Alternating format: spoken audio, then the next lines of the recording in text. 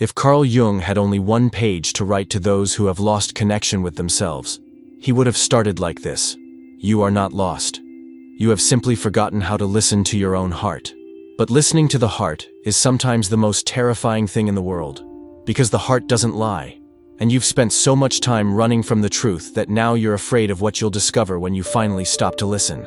This isn't a video to convince you to abandon logic. It's an invitation to stop treating your heart like a dangerous enemy, and finally begin to listen to what it has to say.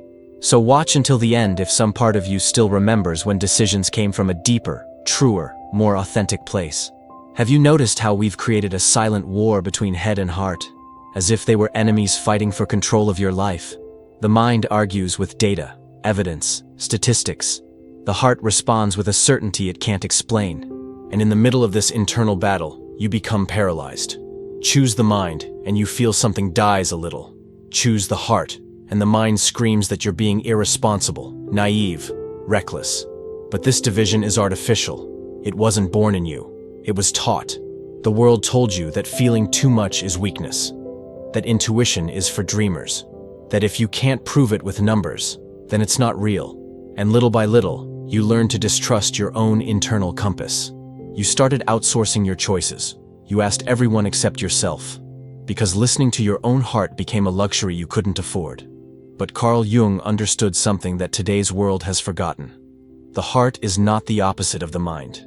It is its wisest extension. Jung didn't speak of the heart as a romantic organ full of silly sentimentality. He spoke of the center, of the self, of that place within you where lives an intelligence that doesn't go through logic, but never gets it wrong about what truly matters. This intelligence has a name: instinctive wisdom. It knows when a person isn't right for you, even when on paper everything works. It senses when a path is right, even when everyone says it's crazy. It whispers truths that your mind doesn't yet have the courage to admit. And you know this, even if you pretend you don't know. Because it's already happened that you ignored this voice and later regretted it. It's already happened that you followed what seemed logical and discovered that logic without soul is just a well-organized prison.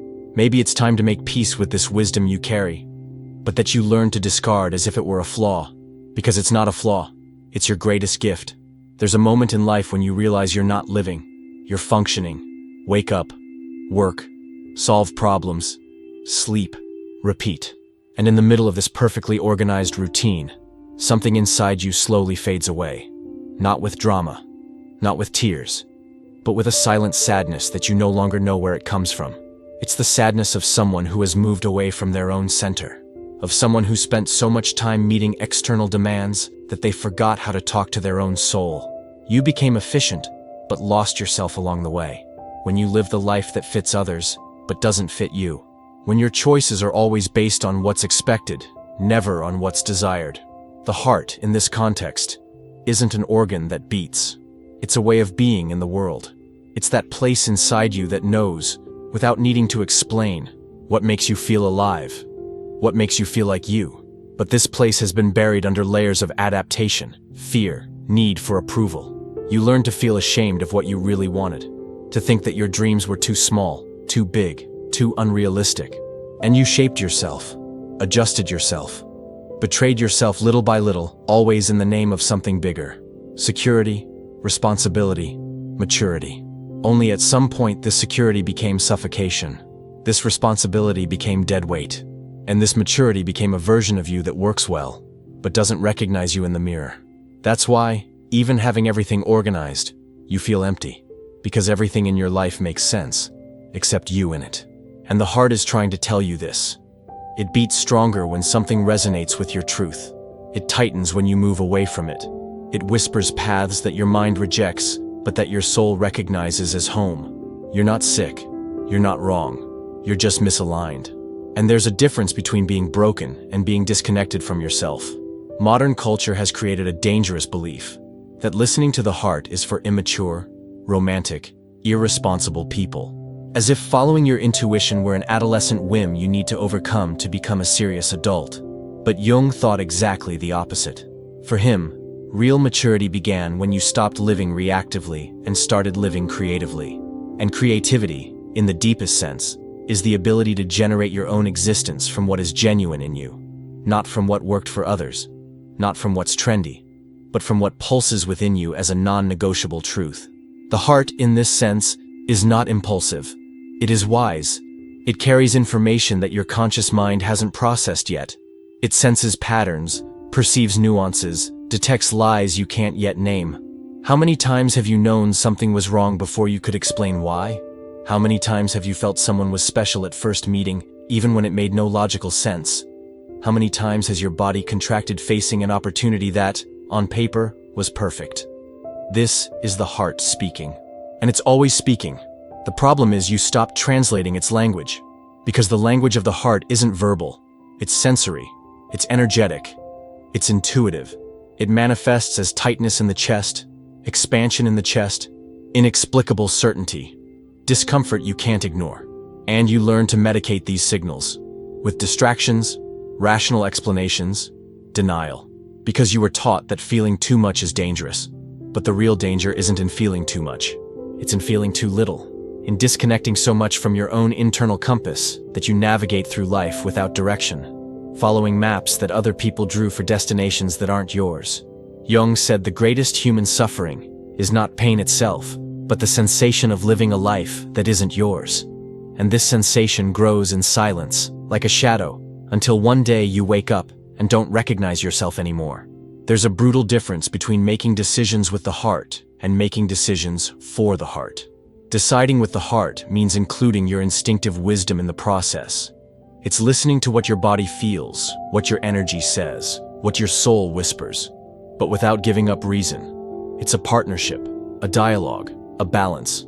Deciding for the heart, on the other hand, is being kidnapped by emotion. It's reacting without thinking. It's being carried away by impulse without considering consequences. Jung didn't defend this. He defended integration, the ability to honor both your mind and your heart, without one canceling out the other. Because when you cut the heart from the equation, your decisions become cold, calculated, but empty of life. You do everything right, but nothing touches you. And when you cut the mind from the equation, your decisions may be authentic, but they take you to places you later regret visiting. The path is the conversation between the two. It's asking the mind, does this make sense? And asking the heart, does this make sense for me? And finding answers that consider both. This isn't a skill that's born ready. It's something you develop with practice, patience, courage. Because listening to the heart requires courage, not the heroic courage of movies, but the silent courage to admit that maybe you're not living your way. The courage to question choices that everyone applauds, but that leave you restless. The courage to consider paths that no one understands, but that make your chest open. And this is scary, because when you start really listening to the heart, it may ask you for changes you don't feel ready to make.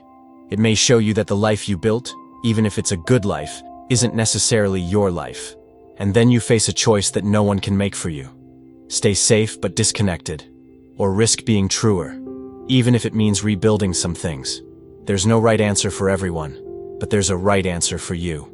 And only the one who can find this answer is yourself, in the silent listening to what truly moves your soul. Have you noticed how the world is full of people living borrowed lives? Following scripts they didn't write, pursuing dreams they didn't dream, carrying expectations that aren't theirs? And they function.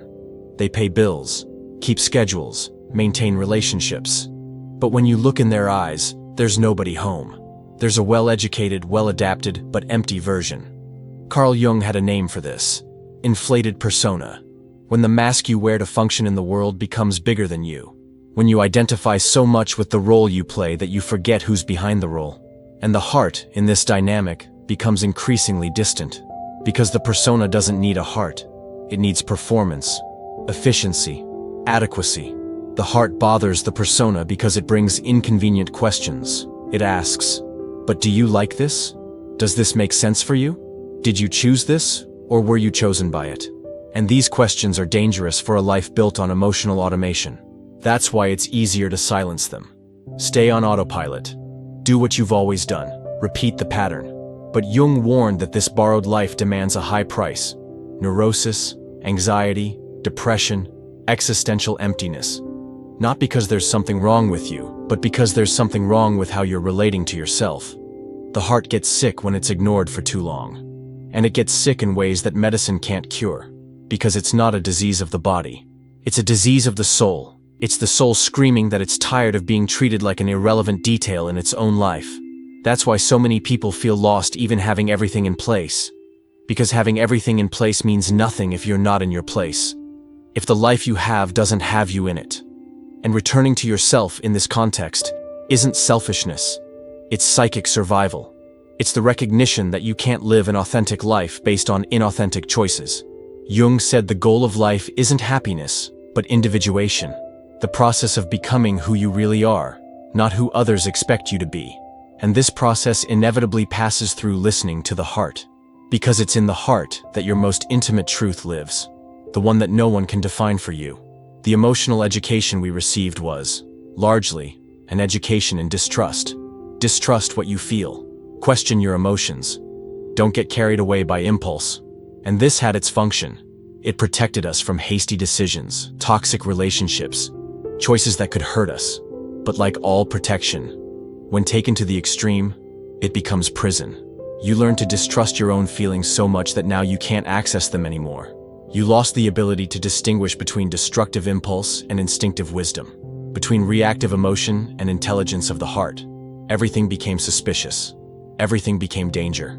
And instead of internal listening, you put in place a system of external validation. Before feeling anything, you consult. What will others think? Is this socially acceptable? Does it make sense to the majority? And so, little by little, your internal compass was replaced by a collective compass, which works for navigating in groups, but doesn't work for navigating your own existence. Because your life is unique. Your circumstances are unique. Your dreams, fears, needs, desires are unique. And what works for the majority may not work for you. Jung understood this when he spoke about the process of individuation.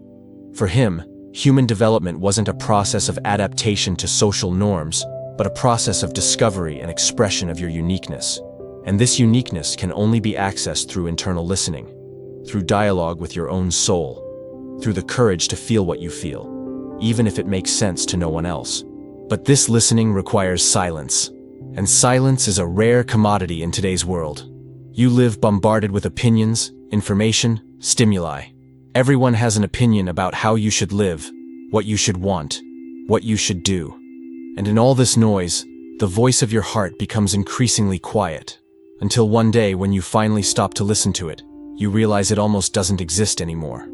But it exists. Even if it whispers. Even if it's shy. Even if you're afraid of what it's going to say. It's there, waiting for you to create a space where it can speak without being judged, edited, censored. And maybe the first step to listening to the heart is exactly this: creating silence. Not necessarily external silence, but internal silence. The silence of voices that aren't yours. There's a type of pain that has no name. It's the pain of being alive but not living. Of having a heart that beats but doesn't vibrate. Of having dreams stored in a drawer you promised to open tomorrow. But tomorrow never comes. This pain isn't dramatic. It's silent. It doesn't stop you from functioning, but it stops you from shining. And maybe you're feeling it now while listening to this. A longing for yourself. A nostalgia for who you were before you learned that being you was too risky. Jung called this pain the suffering of the soul. And for him, this suffering wasn't pathological. It was informative. It was the soul telling you that something important was being neglected. That you were moving away from your center, from your purpose, from your truth. The soul gets sick when it's forced to live a life it doesn't recognize as its own. When it's obligated to carry dreams it didn't dream. To pursue goals it didn't choose. To be a version of you that works for others, but doesn't work for you.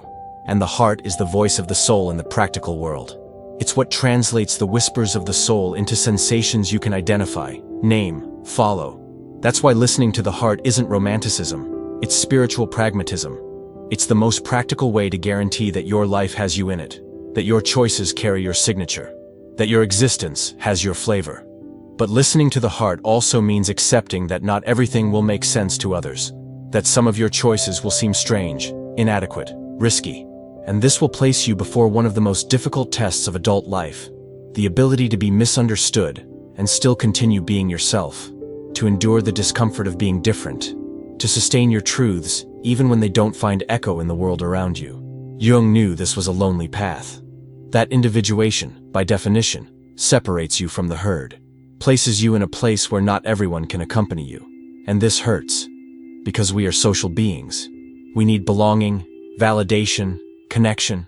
But there's a type of loneliness that's more nourishing than any false company. It's the loneliness of someone who is with themselves, of someone who doesn't need to betray their own nature to fit into others. This loneliness isn't abandonment, it's encounter. It's the encounter with the part of you that was always there, but that you learned to hide because it didn't fit into the script of normal life. Maybe you're afraid to listen to your heart because you suspect what it's going to tell you. Maybe it's going to ask you to leave a relationship that everyone envies, but that suffocates you.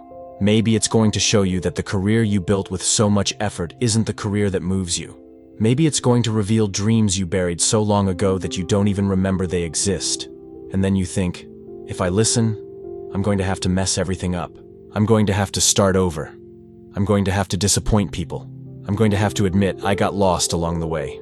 And this fear is legitimate, because listening to the heart sometimes means disrupting life to arrange it the right way.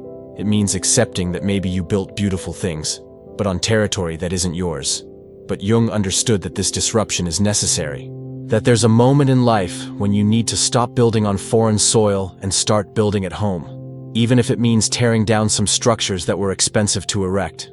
Not necessarily tearing everything down at once, but at least questioning what's worth keeping and what needs to be rebuilt. And maybe you'll discover that not everything needs to change.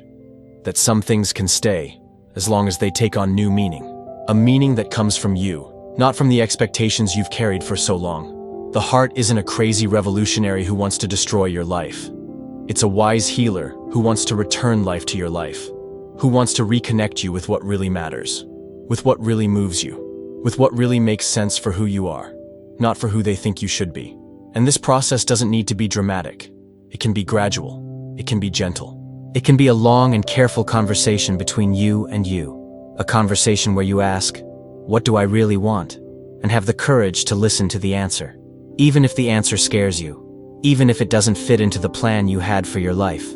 Because sometimes the plan isn't the problem. The problem is that the plan was made by a version of you that didn't yet know who it was. And now that you're starting to know, maybe it's time to redraw the map. There's an exercise that Jung recommended for those who had lost contact with their own center. He called it active imagination, but you can call it conversation with the heart. It's simple, but not easy. You stop, you breathe, and you ask, honestly, heart, what do you want to tell me? And then you stay silent. Not the impatient silence of someone who wants a quick answer. The receptive silence of someone who is truly willing to listen. At first, maybe you won't hear anything. Or you'll only hear the noise of the mind trying to interfere, analyze, control. This is normal. You spent so much time ignoring this voice that it may be shy, distrustful, hesitant. But if you persist, if you keep asking, with gentleness, with patience, with genuine interest, something will begin to emerge. A sensation, an image, a word, a feeling you can't explain, but that you recognize as true. It might be uncomfortable at first, because the heart doesn't lie, and sometimes the truth hurts. But it's a different pain from the pain of lying. It's the pain of birth, of emergence, of something new beginning to exist. And this something new is you, not the improved version of you, not the version that will please everyone, but the real version. The version that was hidden under so many layers of adaptation, fear, need for approval. Jung said that the encounter with oneself is simultaneously the simplest and most difficult encounter of life. Simple because you're already there. Difficult because you spent so much time running that you no longer know how to approach. But the way back always exists. And it always passes through the heart. Through the recognition that there exists within you a wisdom that never abandoned you, even when you abandoned it. A wisdom that knows what's right for you, even when everyone says it's wrong. A wisdom that sees paths your mind can't yet see. This wisdom doesn't speak loudly. It whispers. It suggests. It invites. And it's up to you to decide if you're going to accept the invitation. If you're going to give a chance to this voice that has been silent for so long. If you're going to allow it to participate in the decisions of your life. Not as the only voice, but as an important voice. A voice that deserves to be heard. A voice that is yours. The heart has its own language. It doesn't argue like the mind. It doesn't present evidence. It doesn't build theories. It simply knows. And this knowing manifests in ways you may have forgotten to perceive. A sensation of expansion in the chest when something is right. A contraction when something is wrong. A lightness when you're on the path. A weight when you're forcing yourself to go in a direction that isn't yours. The heart speaks through the body, through energy, through intuition. And to listen to it, you need to relearn the language of sensations. You need to go back to paying attention to what happens inside you when you make certain decisions, to what your body feels when you're near certain people, to the difference between what energizes you and what drains you. This isn't science. It's art. The art of being present in your own life. The art of perceiving the subtle signals your being constantly sends, but that you learn to ignore because they don't fit into the world of pure logic. Jung understood that healing doesn't come from outside. It comes from the realignment between what you are and what you live. And this realignment is only possible when you go back to listening to your own internal compass. When you stop outsourcing your decisions and take responsibility for choosing from your center. This doesn't mean you'll always be right. It means you'll be wrong being yourself, instead of being wrong trying to be someone else. And there's an abyssal difference between these two types of mistakes. When you're wrong being yourself, the mistake teaches you, brings you closer to who you are, gives you valuable information about your limits, desires, needs. When you're wrong trying to be someone else, the mistake takes you even further from yourself, leaves you more lost, more confused about what you really want. That's why the courage to listen to the heart isn't just an emotional issue. It's an issue of life intelligence. It's the difference between navigating with your own map or navigating with a borrowed map, between building an existence that has your face or an existence that has the face of what everyone expects from you. And maybe it's time to ask yourself, what kind of life do you want to build? A life that works, or a life that pulses? A life that fits, or a life that's yours? In the end, listening to the heart is an act of radical courage. It's the courage to admit that maybe you don't know everything about yourself, that maybe there are parts of you still undiscovered, dreams still undreamed, paths still unexplored. It's the courage to question what seems definitive and give a chance to what isn't even known yet. Jung knew that life isn't a problem to be solved, but a mystery to be lived. And the heart is your guide in this mystery. Not a guide that gives you ready answers, but a guide that helps you ask the right questions. That connects you with your genuine curiosity about what's possible for you.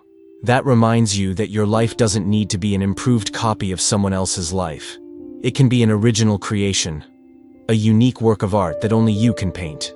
But for this, you need to stop painting by numbers and start painting with the heart. You need to trust that there exists within you a wisdom that knows colors your mind hasn't yet learned to name. You need to accept that the process of creating your own life is messy, uncertain, scary. But it's also the most beautiful thing you can do for yourself and for the world. Because when you live from your center, you don't just free yourself.